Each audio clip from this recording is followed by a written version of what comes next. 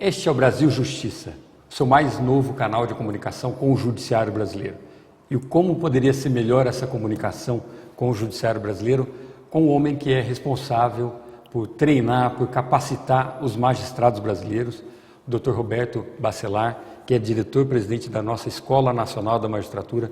Dr. Roberto, um prazer muito grande recebê-lo no nosso programa pela primeira vez. Nesse programa, já tive a oportunidade de entrevistá-lo várias vezes em outros programas, e é sempre uma renovada satisfação estar ao lado do senhor, que a gente tem certeza que vai sair desse programa entendendo um pouco mais sobre o judiciário, entendendo um pouco mais sobre os percalços desse trabalhador, muitas vezes incompreendido, que é o magistrado brasileiro.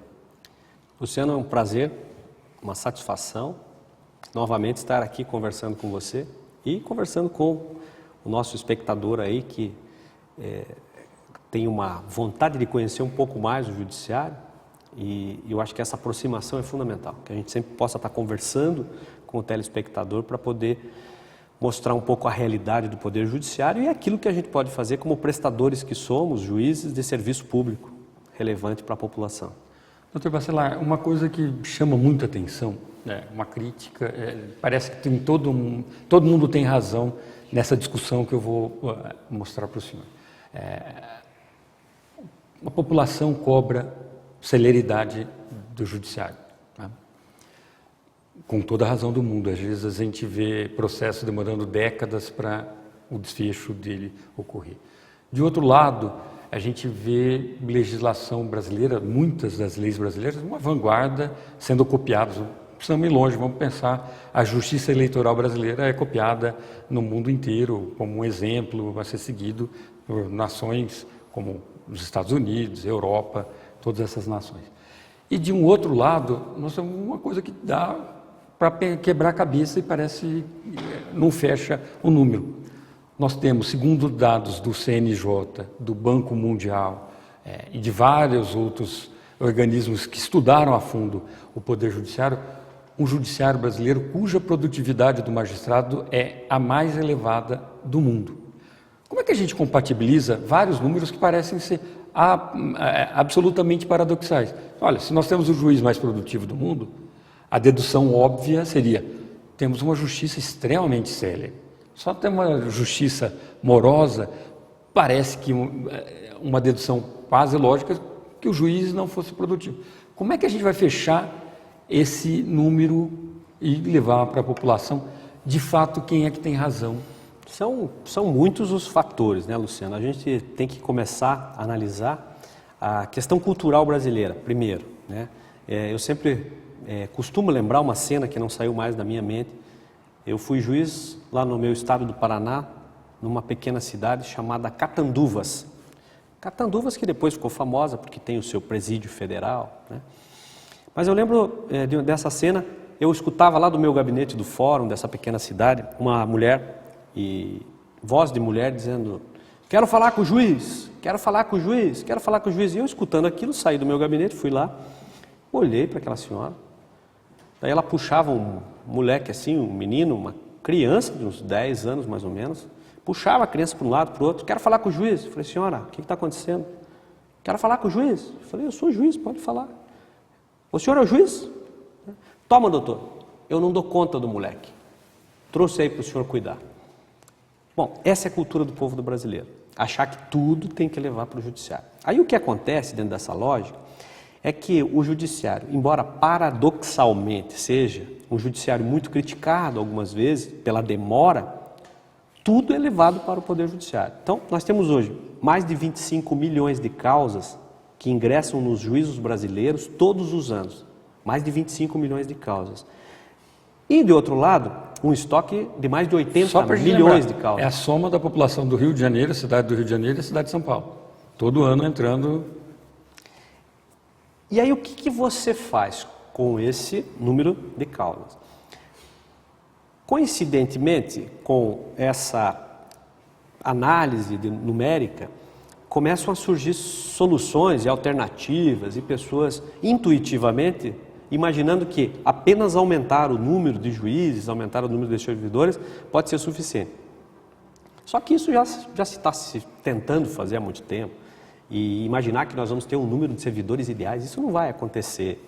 Nós vamos poder tentar melhorar a estrutura, mas nós vamos ter que procurar caminhos alternativos, caminhos que possam mudar isso. E o primeiro caminho é trabalhar com ferramentas de gestão. É um aspecto que o Poder Judiciário hoje se preocupa muito. Mesmo na nossa escola da magistratura, nós fizemos uma enquete com os juízes, queriam saber, juiz, me diga, o que você pretende? O que você quer que a Escola Nacional da Magistratura promova dentre os seus cursos? E aí, conciliação, mediação foi uma das opções, gestão cartorária, gestão de pessoas foi uma outra das opções dos magistrados, além de outros, né? De outros casos de opções e tal. Mas as duas mais votadas foram essas. Nós estamos providenciando, junto com a Infam, Escola Nacional de Formação e Aperfeiçoamento de Magistrados, esses cursos de gestão, de conciliação, de mediação e tal. Isso talvez possa, de certa forma, jogar alguns componentes que possam melhorar a celeridade da justiça e, ao mesmo tempo, a sua produtividade. Mas o paradoxo ainda existe. O juiz é o mais produtivo, ele consegue julgar a partir, inclusive, da definição de metas nacionais. Os tribunais estaduais, federais do trabalho, muitos deles conseguiram julgar um número muito grande de casos e o juiz brasileiro é um dos mais produtivos. Mas, ainda assim, a cultura brasileira de levar tudo para a justiça acaba realmente levando a essa situação que nós chamamos de judicialização das relações sociais. Leva um menino lá, como leva uma briga de vizinho, como leva uma briga de casal, briga de namorado, a questão do dano moral, hoje são muitas as ações, e tudo é trazido para o Poder Judiciário. Mas, doutor, o exemplo, a gente aprende no interior, o senhor usou o exemplo de Catanduvas, eu sou de Rio Preto. A gente, no estado de São Paulo, no interior de São Paulo, aprende desde menino lá, olha, o exemplo vem de cima. E aí a gente vê quem poderia dar o exemplo de tentar não judicializar, talvez seja o maior cliente do judiciário, que é o próprio Estado. O senhor vê o executivo nos planos federal, estadual e municipal, ele tem uma cultura de litigiosidade, às vezes tem até súmula no Supremo Tribunal Federal, e o cidadão tenta postergar isso para jogar, às vezes, para uma outra administração. Quando é que nós vamos conseguir incutir nesse administrador que o judiciário não é a solução para esse problema? Ele precisa cumprir a lei, não é só quando o juiz fala, tem que cumprir mesmo.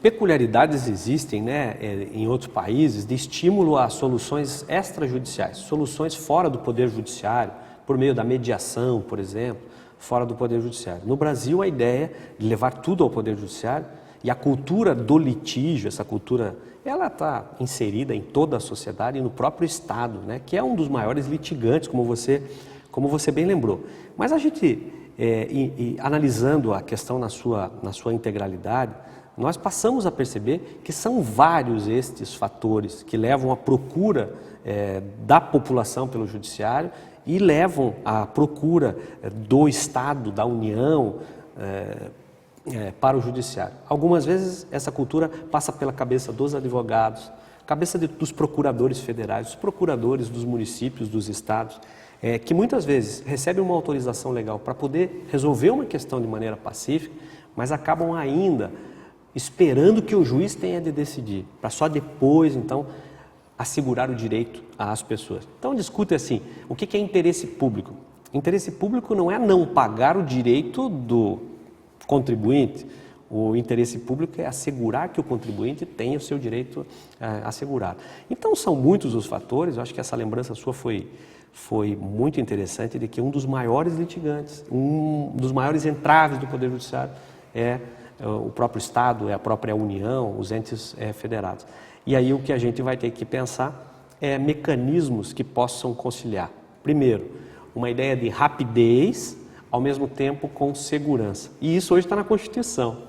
Tempo razoável do processo, está lá na Constituição. Então nós vamos ter que ser muito criativos, mas nós não podemos pensar sempre em fazer mais do mesmo, ou seja, só ficar criando mais cargos, criando mais... Não, vamos ter que ter criatividade, vamos ter que inovar, aplicar ferramentas de gestão, talvez multiplicar nossa capacidade produtiva por meio de conciliadores, por meio de pessoas que possam nos auxiliar, que é o que já acontece fundamentalmente nos juizados especiais, tanto no âmbito federal quanto no âmbito estadual.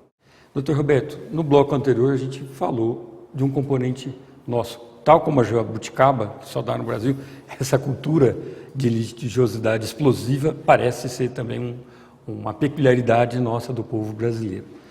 E eu queria ressaltar aqui um projeto do senhor, já na AMB, mas não nessa gestão, uma iniciativa do senhor que ganhou adeptos no Brasil inteiro, que justiça e cidadania também se aprende na escola. No momento que o juiz sai do gabinete dele e vai para uma escola passar lições de cidadania e de justiça para esses novos cidadãos, né? Quem está lá ainda aspirando a ser cidadão e talvez mudar esse paradoxo brasileiro aí de, olha, temos que levar tudo para o judiciário, a gente começar isso, introjetar isso na criança. E me lembrei agora também, doutor Bacelar, de uma postura, não é isolada, mas eu me lembro de um caso que acabou até sendo doutor Galhardo de São Carlos, que conseguiu reverter com essa postura de juiz que sai de gabinete e busca soluções criativas, como o senhor abordava no bloco anterior, que conseguiu reverter o índice de reincidência cometidos por menores infratores, que antes era 90%, se tornou 10%, sem nenhum impacto para custos, sem nenhum impacto para o judiciário, nenhum impacto para ninguém. A população abraçou essa iniciativa do juiz Galhardo. Eu queria discutir com o senhor se é esse o caminho, a gente começar a investir também nessa criança, nesse adolescente. A gente pode lembrar até de Fernandópolis, do Dr. Pelarim, que colocou uma cultura também, menor desacompanhado depois de o toque de acolher, né? Olha, menor desacompanhado depois de um determinado horário não vai ser tolerado numa cidade.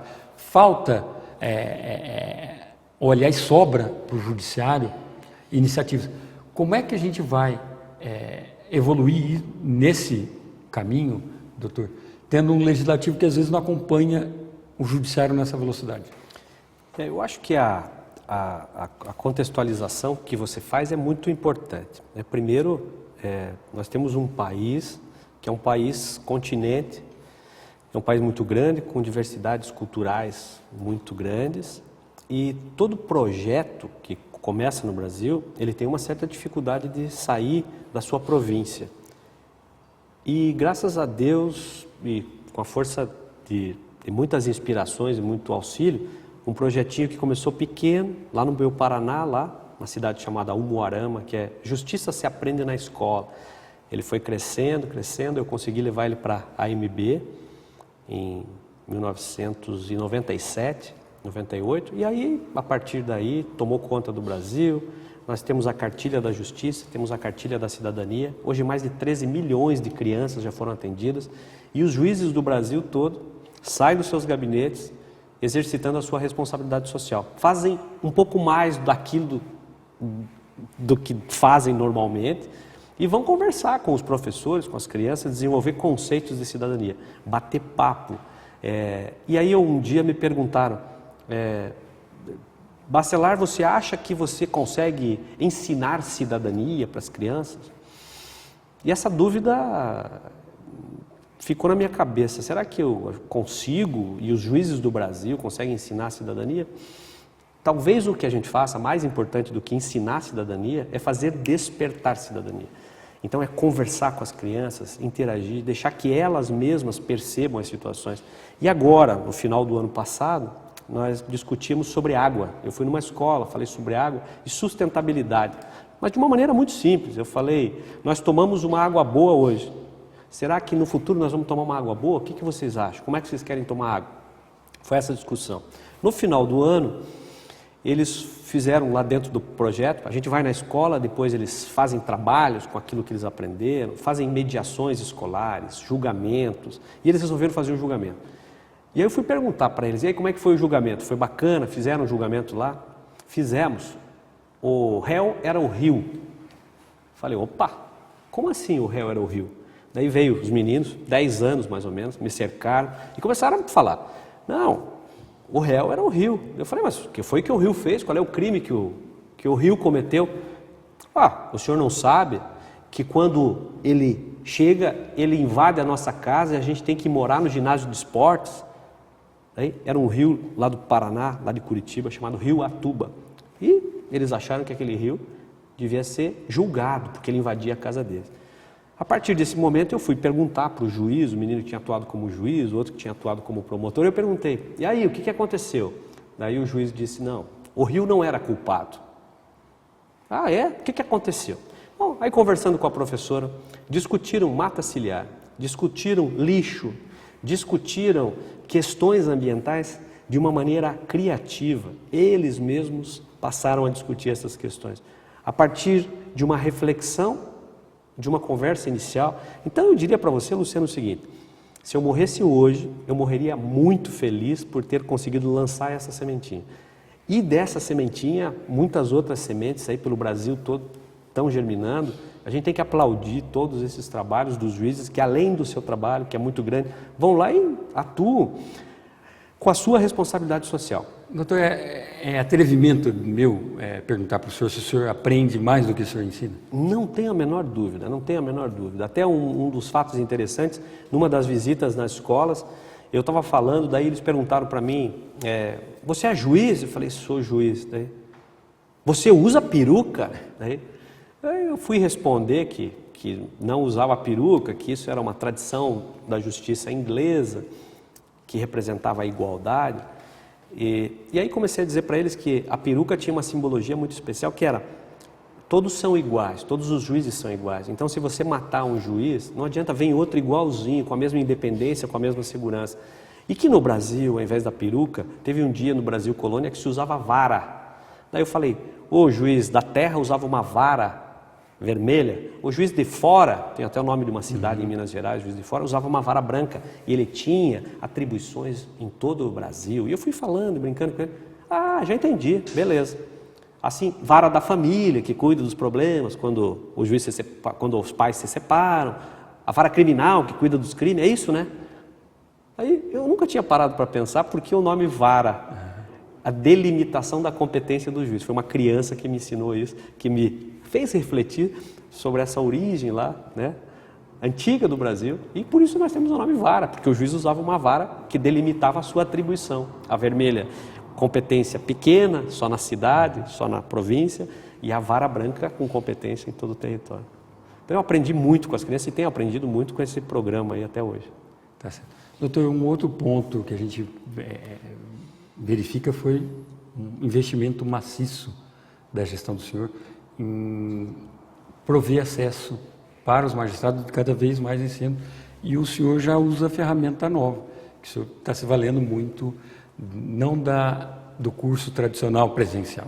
O senhor está investindo bastante nessa formação do juiz pelos meios, pela internet, seja televisão. Queria que o senhor abordasse um pouquinho essa mudança de cultura e quanto que isso, por exemplo, melhora a vida do próprio juiz, que não encontra tempo, às vezes, durante o horário comercial, onde poderia estar, e ele vai poder assistir uma videoaula, uma aula pela internet, interagir com outros. Esse é um projeto em desenvolvimento e a gente teve a seguinte percepção. Somos mais ou menos em 17 mil juízes no Brasil. 17 mil juízes. Se como diretor-presidente de uma escola, eu for ofertar vagas presenciais, quantas vagas eu consigo ofertar no final de um ano? Talvez, historicamente, a Escola Nacional conseguiu ofertar 500 vagas, menos um pouquinho de 500 vagas ou um pouquinho mais de 500 vagas. Se eu trabalhar com ensino à distância, eu tenho muito tempo de investimento preparando um curso, mas depois que o curso está pronto, eu consigo ofertar 3 mil vagas para cada curso, ou até 10 mil vagas se utilizar dos nossos parceiros. É o exemplo das parcerias que nós temos com a Escola Nacional da Magistratura, com a INFAM, com a ENAMAT, com a Escola Nacional de Formação e Aperfeiçoamento de Magistrados, a INFAM, com a ENAMAT, que é dos magistrados do trabalho, com o SENAD, Secretaria Nacional de Políticas sobre Drogas. Você pode ofertar um curso com muitas vagas. Então, O que nós estamos fazendo? Desenvolvendo tecnologia interna dentro da AMB, para que a AMB consiga uma hora ter o seu curso específico, à distância, mas também usando dos nossos parceiros. Está saindo agora o curso de gestão cartorária, gestão de pessoas, que já é uma demanda que o senhor foi ouvir. Exatamente, fomos ouvir os juízes disseram que querem esse curso e agora, na parceria com a Enfam, nós estamos realizando esse curso e que é um curso muito interessante, né? Uma discussão, o curso está em andamento. O de gestão de pessoas vai começar em outubro, novembro, e passo a passo nós temos feito. Uma opção também é a gente trabalhar um pouco de diplomacia para magistrados, pensar um pouquinho, o magistrado trabalha muito, algumas vezes está um pouco estressado, a gente tem que valorizar esse juiz estressado para ver como que ele pode dar conta desse excesso de serviço. O que não pode é ser um juiz infeliz, porque um juiz infeliz não vai atender bem a população. E aí a gente estava pensando como atingir isso. Então, a Associação dos Magistrados Brasileiros tem que, por uma das finalidades, promover a confraternização de magistrados. Então, você promovendo uma confraternização, reunindo pessoas com os mesmos interesses, como foi o caso da responsabilidade social, enfim, pode ser responsabilidade social, pode ser o esporte, pode ser cursos, pode ser debates, você consegue valorizar e motivar o magistrado. Então, é um outro desafio, fazer com que o magistrado motivado e feliz possa ser um bom prestador de serviço público à população, porque Mas não é um serviço público comum, né? Não dá para a gente comparar, por exemplo, com a chegada da energia elétrica na casa de uma pessoa, que também é um gênero de primeira necessidade, mas você consegue conviver, às vezes, até com um blackout de 3 semanas, 2 semanas. É possível, doutor Bacelar, se conviver com uma injustiça?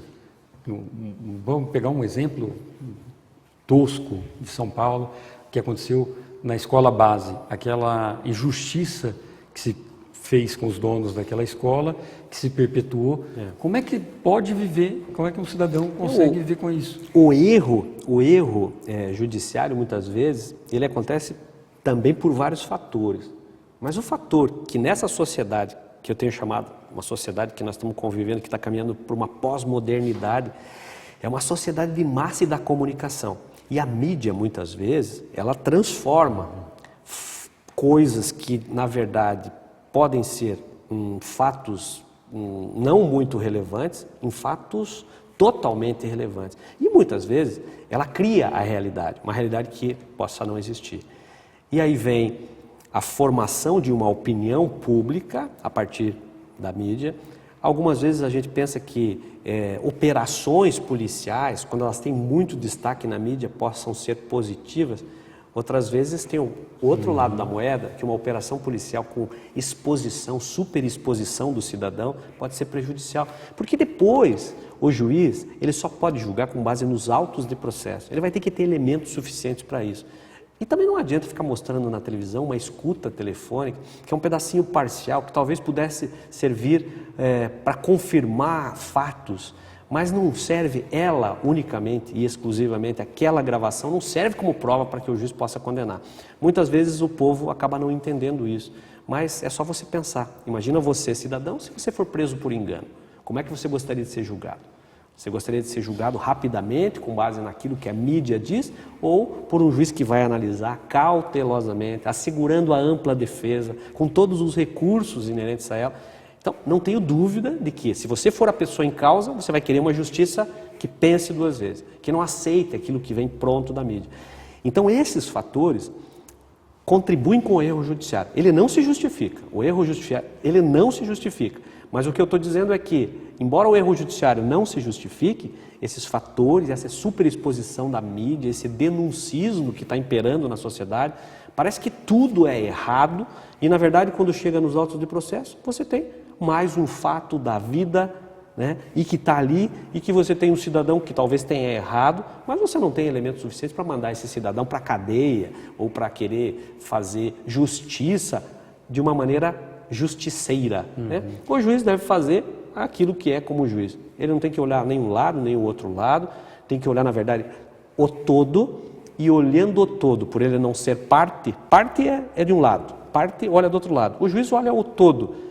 E para atingir esse valor que é fundamental, que é justiça, é muito difícil. Mas é o nossa tentativa diária e a nossa busca. é atingir esse valor justiça. E que Deus nos ilumine, que a gente consiga fazer com que esse valor a cada dia mais seja prestigiado e valorizado no Brasil. Tenho certeza que nosso telespectador sabe que nós estamos ao lado de uma pessoa iluminada. Dr. Bacelar, infelizmente nosso tempo se esgotou. Eu queria agradecer muito a colaboração do senhor. O que eu fiz no início do programa foi um vaticínio que eu tenho certeza que foi corroborado. Eu saio desse programa, eu tenho certeza que o telespectador também sai muito mais apaixonado pela justiça, muito mais apaixonado pelo judiciário brasileiro. Luciano, obrigado. Eu quero agradecer também ao telespectador, porque a Associação dos Magistrados Brasileiros, a Escola Nacional da Magistratura, estão verdadeiramente à disposição para poder tentar fazer todo o esclarecimento possível. E sem medo de enfrentar algumas questões polêmicas. Nós estamos aqui para discutir de maneira aberta e, se possível, fazer com que essa compreensão ela possa emergir. Eu costumo dizer sempre que a verdade ela tem que aparecer. E quando a verdade aparece, se ela é boa, se ela é ruim, faz parte daquilo que é a nossa vida. Momentos bons, momentos ruins, mas se Deus quiser, nós vamos viver na justiça brasileira, da pós-modernidade, muitos momentos bons, com aplicação rápida da justiça e com juízes bem capacitados, bem preparados, juízes integrais. Tá certo. No que depende da Escola Nacional da Magistratura, tenho certeza que isso vai acontecer. Bom, infelizmente temos que encerrar esse programa. Foi um prazer muito grande estar ao lado de você e também do nosso querido entrevistado, Dr. Roberto Bacelar. Tenham todos uma ótima semana e até o próximo programa.